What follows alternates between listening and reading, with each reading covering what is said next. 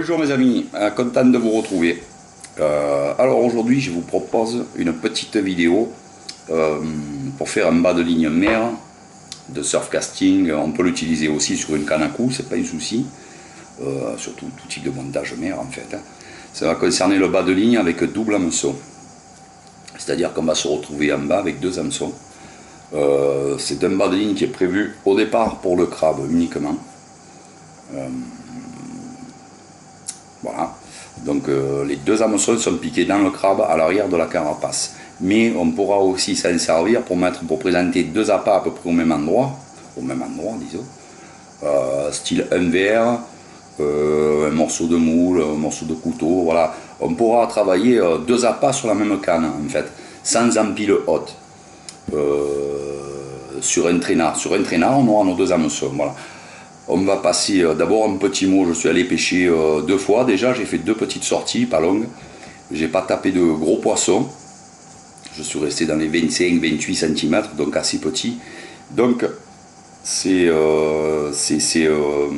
vidéos-là que j'ai faites, ces morceaux de vidéos, je m'en sers pour faire actuellement un générique, pour présenter une vidéo qui sera plus longue. D'accord? Je ressors demain, de toute façon le poisson j'en ferai. Voilà.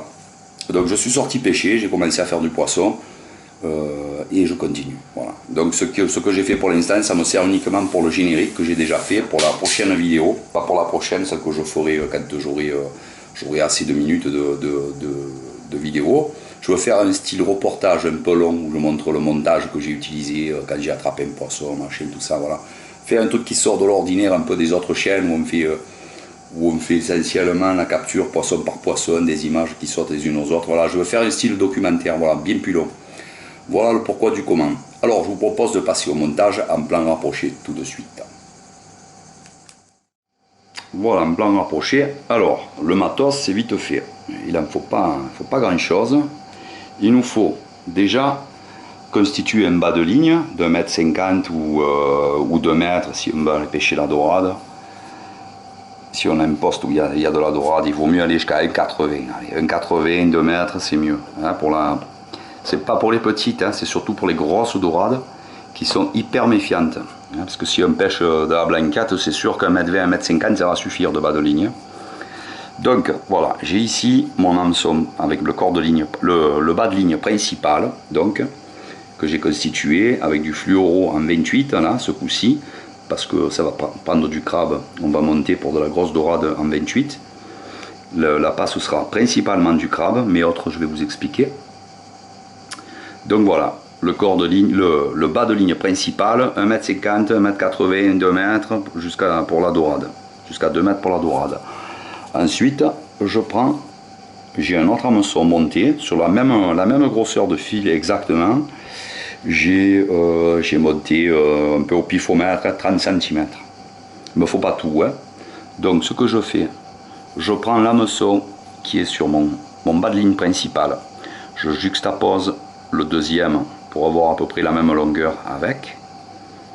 Comme ça, je remonte. Je vais les mettre là. Ici, donc ils sont juxtaposés pour avoir la même longueur.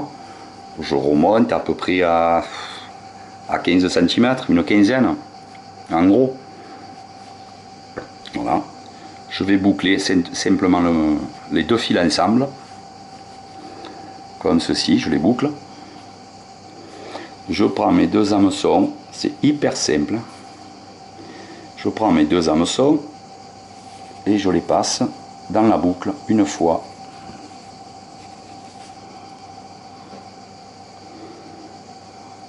Deux fois et trois fois dans la boucle. Voilà, on se retrouve avec ça, comme ça, tout bête. Voilà, je suis passé trois fois dans ma boucle et bien après, voilà, je remonte un peu ma boucle pour voir combien je veux de centimètres. Je vais me dire que je vais mettre à peu près 10 cm avant le début de la doublure. Je vais remonter encore un peu, voilà, comme ça, hop, et je vais serrer. tout simplement. J'humecte toujours mon nœud, très important pour éviter les échauffements et les casses de fil prématurés. Faites attention parce qu'avec 2 hameçons pour serrer, de ne pas vous le tanker dans la main. Je prends les 2, je serre, je prends mon morceau de fil ici, court, serré un par les 2 en même temps sur les terminaisons. Voilà le court, le long, voilà. Je reprends mes 2 hameçons et je leur remets un petit coup dans la tête de serrage. Je prends les 2 fils, voilà. S'il faut, j'accompagne un peu mon nœud, voilà, tout simplement, c'est fini, c'est fait. Je vais serrer light en tirant sur les 2, mais léger. Voilà. Ensuite, bien sûr, je coupe l'excédent de fil.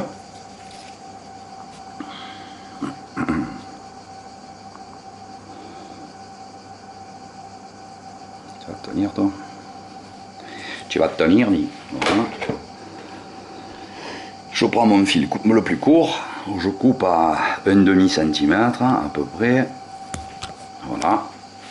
Et j'ai mon montage. C'est le montage, je ne sais pas si je vous l'ai dit, Wishbone, hein, d'origine, il s'appelle comme ça.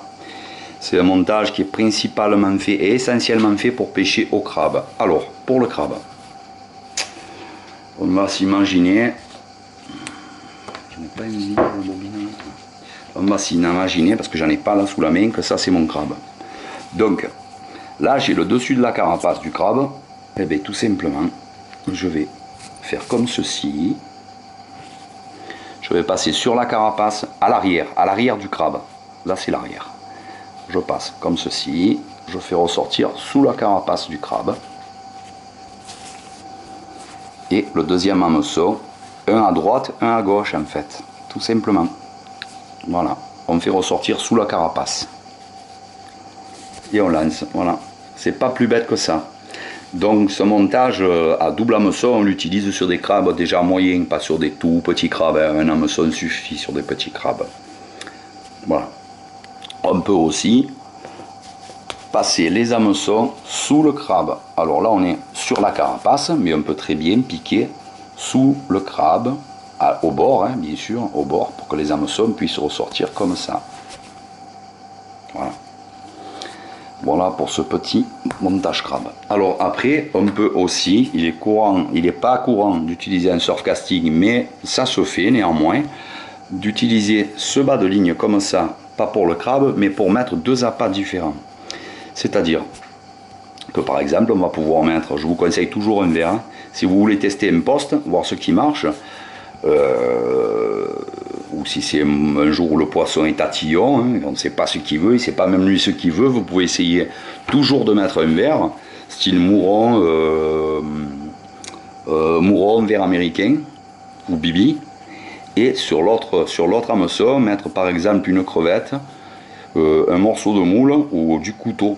Voilà, ça vous fait 2 appâts pour voir ce qui va intéresser le poisson. 2 appâts sur une ligne, d'accord? Sur une canne, on pourra pêcher avec 2 appâts sans empile haute, ce qui favorisera le lancer et ne créera pas beaucoup d'emmêlage du moment qu'on laisse quand même des empiles courtes. Hein. On fait 10-15 cm le nœud et on évite comme ça les emmêlages. Parce que quand on pêche au crabe, les 2 hameçons piqués sur le même appât, bien entendu, ne veulent pas s'emmêler puisqu'ils sont piqués sur le même appât. Mais là, on prend des risques après si on fait trop long d'emmêlage. Voilà, en faisant des empiles courtes, on prend moins de risques. Donc on reste à 10-12 cm, c'est un bon compromis du nœud aux hameçons. Voilà les amis.